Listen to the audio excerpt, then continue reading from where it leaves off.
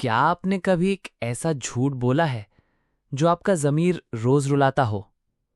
ये कहानी है अहमद की, एक मासूम लड़का जिसका एक झूठ उसकी ज़िंदगी को हिला के रख देता है। लेकिन सबक सिर्फ अहमद के लिए नहीं, आपके लिए भी है। आखिर तक देखिए, हो सकता है आप भी खुद को इस कहानी में ढूंढ लें।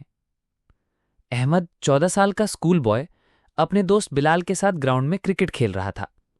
सब कुछ ठीक था जब तक एक बॉल अहमद के बैट से निकलकर सीधा एक गरीब आदमी की पार्क्ड कार का शीशा तोड़ नहीं देती। बिलाल ने फौरन कहा, भाग, तूने मारा था। अगर पकड़े गए तो सस्पेंशन पक्का है।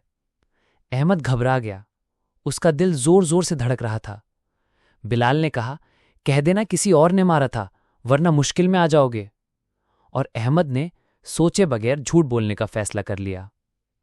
प्रिंसिपल ने बुलाया और सामने अहमद की अम्मी भी बैठी थी। प्रिंसिपल ने कहा, अहमद, सीसीटीवी में चेहरा क्लियर नहीं है, तुम सच बोलोगे या किसी और को दोष दोगे? अहमद ने आंखों से बचकर कहा, मुझे नहीं पता सर, शायद कोई और था। उस वक्त अम्मी ने सिर्फ एक बार अहमद की तरफ देखा। वो नजर अहमद को जिंदगी भर याद रही। रात के वक्त अहमद ने नींद की कोशिश की, लेकिन हर वक्त एक ही आवाज उसके कानों में गूंजती रही, तू झूठा है अहमद। उसने सोचा कि मैंने सिर्फ पनिशमेंट से बचने के लिए झूठ बोला, लेकिन इस गिल्ट का क्या करूं जो अंदर ही अंदर मुझे खत्म कर रहा है।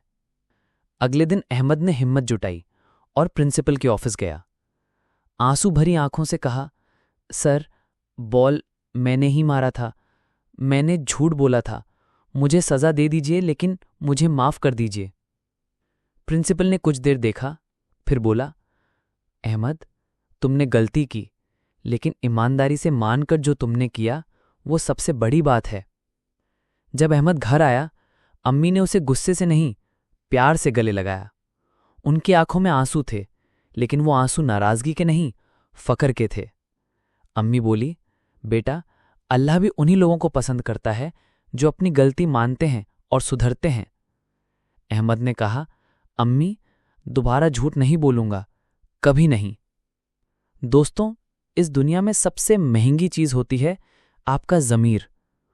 उससे बेचकर अगर आप झूठ खरीदते हैं तो जिंदगी सिर्फ सजा बन जाती है, लेकिन अगर सच बोलने की हिम्मत कर लो तो जिंदगी नई रोशनी से जगमगाने लगती है।